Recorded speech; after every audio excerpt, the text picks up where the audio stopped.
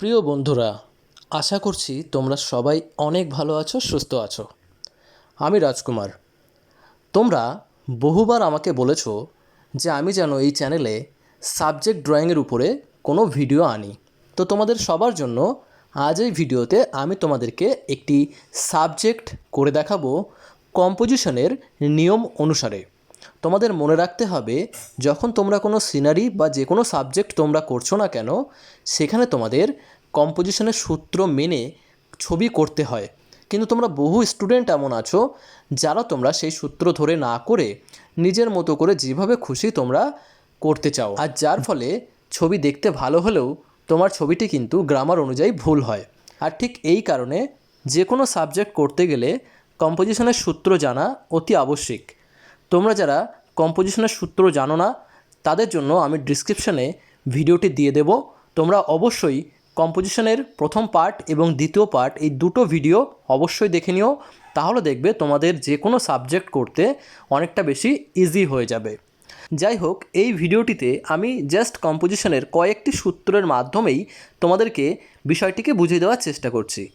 এখানে তোমরা দেখতে পাচ্ছো আমি প্রথমে একটি মানুষের ছবি আঁকছি, যে মানুষটি একটি গাছ ধরে রেখেছে। সুতরাং তোমরা বুঝতেই পারছো এটি একটি বৃক্ষরোপণের ছবি।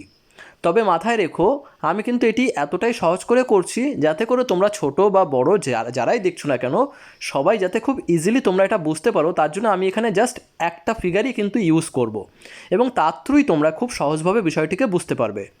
তো এখানে দেখতে পাচ্ছো আমি সামনে একটি দেখো গর্ত করা হয়েছে এবং তার সামনে একটি মানুষ রয়েছে। আর মানুষের পাশে তোমরা দেখতে পাচ্ছো আমি একটা যে জলের যে ক্যান যেটা হয়, তো সেই জলের কিন্তু একটা পাত্র এখানে রেখেছি। এবার প্রথম সূত্রে আসি। কম্পোজিশনের প্রথম সূত্রই আমি তোমাদেরকে বলেছিলাম যে এখানে তুমি যে কোনো কম্পোজিশন করছো না কেন, সেই কম্পোজিশনে তুমি যে অবজেক্টগুলোকে বসাবে, অর্থাৎ এখানে দেখো মানুষের পেছনে যে পাঁচিল করা হলো, বা যে সামনে যে গাছটিকে করা হলো, বা যে জলের পাত্র করা হলো, এই জায়গাগুলিকে তুমি যে মেন খাতার মধ্যে করছো সেখানে তুমি কিভাবে সাজাচ্ছ, তাই না? মানে জায়গাটিকে তুমি কিভাবে এই ছবিটির ভিতরে খেলাচ্ছ, সেটা হচ্ছে সবথেকে বড় বিষয়। তো তোমরা এখানে যদি লক্ষ্য করো তাহলে দেখো আমি কিন্তু কোনো একটা অবজেক্টকে এখানে কিন্তু বেকার রাখা হয়নি। মানে এমন কোনো একটা অবজেক্ট এখানে রাখা হয়নি যেটা এই ছবির সাথে মানানসই হচ্ছে না, ঠিক কি না? মানে প্রত্যেকটি বস্তুকে একদম সঠিক জায়গাতে কিন্তু বসানো হয়েছে। মানে বলতে চাইলাম যে এখানে যে বস্তুগুলি আমি এখানে করছি সেটা দেখো অনেক বেশি পরিমাণে কোনো কিছু এখানে করা হয়নি, বা এতটাও কম করে এখানে কোনো বস্তু রাখা হয়নি যে ছবিটা পুরো ফাঁকা ফাঁকা লাগছে। অর্থাৎ তুমি তোমার এই ছবিটিতে জায়গাগুলিকে ভালোভাবে বা সঠিকভাবে ইউটিলাইজ করতে পারছো কি না, সেটা হচ্ছে সবথেকে বড় বিষয় এবং কম্পোজিশনের প্রথম সূত্র। নেক্সট যদি আমি তোমাদেরকে বলি, এখানে দেখো যে ফিগার আমি এখানে এঁকেছি, অর্থাৎ যে মানুষটিকে এখানে আঁকা হয়েছে, সেই মানুষটি দেখো যেদিকে তাকিয়ে আছে সেই দিকে দেখো জায়গা বেশি হয়েছে, এবং মানুষের পেছন দিকে দেখো জায়গাটি কম রাখা হয়েছে। এবং এই বিষয়টি কিন্তু খুব গুরুত্বপূর্ণ। অর্থাৎ তুমি একটা কম্পোজিশনে ফিগারটিকে কিভাবে দেখাচ্ছ, অর্থাৎ ফিগারের সামনের অংশে কিন্তু তোমাকে জায়গা বেশি রাখতে হবে এবং পেছনের অংশে কিন্তু জায়গাটিকে কম রাখতে হবে। আশা করছি বিষয়টি তোমরা বুঝতে পেরেছো। আর এই ছবিটির ক্ষেত্রেও কিন্তু তেমনটাই হয়েছে। দেখো যে মানুষটা আঁকা হয়েছে, মানুষের সামনে দেখো জায়গাটা কিছুটা হলেও বেশি, এবং পেছন দিকে দেখো অল্প একটু জায়গা রাখা হয়েছে। আর ঠিক একই রকমভাবে মানুষের নিচের দিকে, অর্থাৎ পা যেখানে আছে তার নিচের দিকেও দেখো কিছুটা জায়গা কিন্তু ছাড়া হয়েছে। মানে এমনটা হয়নি যে মানুষের পা কোথাও গিয়ে কেটে গেছে। আশা করছি তোমরা বিষয়টিকে বুঝতে পেরেছো। আর নেক্সট বলবো প্রপোর্শন।